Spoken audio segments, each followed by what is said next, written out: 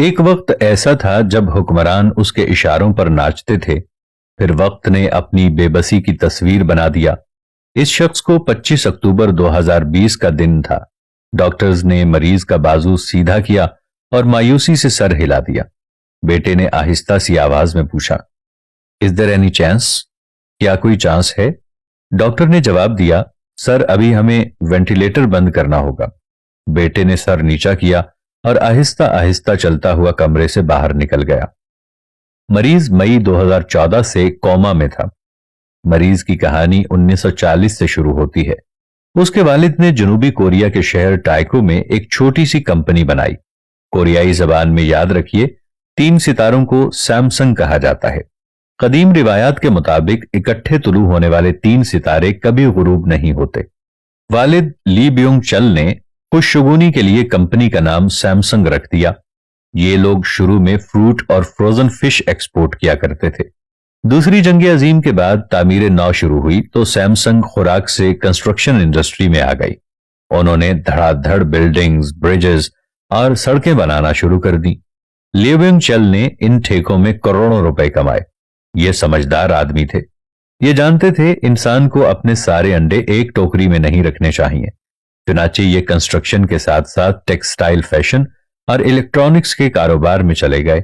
Group بڑا ہوتا چلا گیا اور لی کن ہی لی بیونگ چل کے تیسرے بیٹے تھے۔ یہ کن ذہن اور لاؤبالی مزاج کا لڑکا تھا۔ پڑھائی میں اس کا دل نہیں لگتا تھا، لیکن والد لی بیونگ چل ہر حال میں انہیں پڑھانا چاہتے تھے۔ اس کا خیال تھا کہ یہ پوری کمپنی کو ڈبو دے گا، اور والد 1987 میں انتقال کر گیا۔ لیکن ہی کو مجبوراً کمپنی سنبھالنا پڑی۔ کمپنی اس وقت 34 مختلف شعبوں میں کام کر رہی تھی۔ لیکن کے لیے اگلے 5 سال بہت مشکل تھے۔ یہ اپنے دفتر سے دوسرے دفتر اور دوسرے سے تیسرے کی طرف دوڑتا رہتا تھا، یہاں تک کہ 1993 آ گیا۔ لیکن ہی کو اچانک محسوس ہوا کہ ہم بہت زیادہ پروڈکٹس بنا رہے ہیں، جس کی وجہ سے ہم کوالٹی میں مار کھا رہے ہیں، جبکہ ہمارے حریف صرف ایک کام کرتے ہیں اور ان کی پروڈکٹس کو کوالٹی کے طور پر سیمسنگ سے بہت بہتر سمجھا جاتا ہے۔ لی کو محسوس ہوا کہ اگر ہم نے اپنے حریفوں کو کوالٹی میں مار نہ دی تو ہم پٹ جائیں گے۔ سیمسنگ کے لوگوں کو گارنٹی ہونی چاہیے، اور یاد رکھیں یہ میجر شفٹنگ تھی۔ کمپنی کی انتظامیہ نے انہیں سمجھانے کی کوشش کی، لیکن وہ ڈٹے رہے اور ہر قسم کا نقصان برداشت کرنے کے لیے بھی تیار تھے۔ ایگزیکٹوز نے ہار مان لی اور تعداد کی بجائے معیار پر، مطلب کوانٹٹی کی بجائے کوالٹی پر چلے گئے۔ شروع کے سال ان کے لیے بہت مشکل تھے۔ کمپنی کے گودام جو تھے وہ کباڑ خانہ بن چکے تھے۔ مارکیٹ میں سیمسنگ کا انبار لگ گیا۔ لوگ ان کے سائن بورڈ کے قریب سے بھی نہیں گزرتے تھے۔ ڈسٹریبیوٹرز تک بھاگ گئے، مگر یہ پیچھے نہ ہٹے اور 1995 میں ایک طرف کمپنی کا بیڑا غرق ہو گیا اور دوسری طرف لیکیون ہی پر جنوبی کوریا کے صدور توتائمون کو $30 ملین رشوت دینے کا الزام بھی لگ گیا۔ یہ تفتیش، انکوائریاں اور عدالتی مقدمات کا سامنا بھی کرتے رہے۔ سیمسنگ، یاد رکھیے، اس دور ٹیلی ویژن کی انڈسٹری میں آ گیا اور اس کا ٹی وی دیکھتے دیکھتے مارکیٹ لیڈر بن گیا، اور یہ چند ہی ماہ میں پیداوار، معیار اور فروخت میں سونی کو بہت پیچھے چھوڑ گیا۔ یوں کمپنی 2006 میں عالمی معیار کا گارنٹی کارڈ بن گئی اور یہ ہر گھر تک پہنچ گئی۔ لیکن ہی نے 1998 میں سمارٹ فون کا یونٹ بھی لگا دیا، اور یہ یونٹ گیلیکسی کہلاتا تھا۔ گیلیکسی مارکیٹ میں آیا اور اس نے سب کو پچھاڑ کے رکھ دیا، اور یہ دیکھتے ہی دیکھتے عالمی برانڈ بن گیا، جس کے بعد سیمسنگ $350 بلین کی کمپنی بن گئی۔ لیکن ہی کو فوربس نے 2014 میں دنیا کے 100 بااثر ترین لوگوں کی لسٹ میں شامل بھی کیا ہے، اور یہ کوریا کا امیر ترین شخص بھی بن گیا ہے۔ یہ یاد رکھیے اسٹیٹ سے بھی زیادہ امیر ہو گیا ہے۔ لیکن ہی کی کامیابی کا پہلا ستون ٹیکنالوجی تھا۔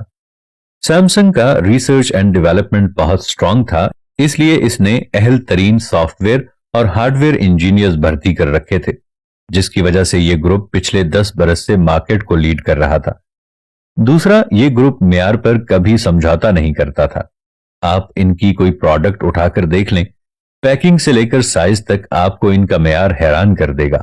اور تیسرا، لیکن ہی خرید و فروخت کا ایکسپرٹ تھا، اور یہ راستے کی ہر رکاوٹ کو خرید کر یا گرا کر آگے نکل جاتا تھا۔ चुनाचे ये सामने मौजूद हर शख्स को चंद लम्हों में खरीद लिया करता था। उसकी ये आदत इतनी पुख्ता हो गई थी कि उसने आखिर में जिंदगी को भी खरीदने की कोशिश शुरू कर दी। चेयरमैन लेकिन ही को 2014 में हार्ट अटैक हुआ और ये कोमा में चला गया और इसकी वसीयत के मुताबिक उससे वेंटिलेटर पर शिफ्ट कर दिया गया था और इसके लिए नई अद्वियात की इजाद का काम शुरू कर दिया गया था।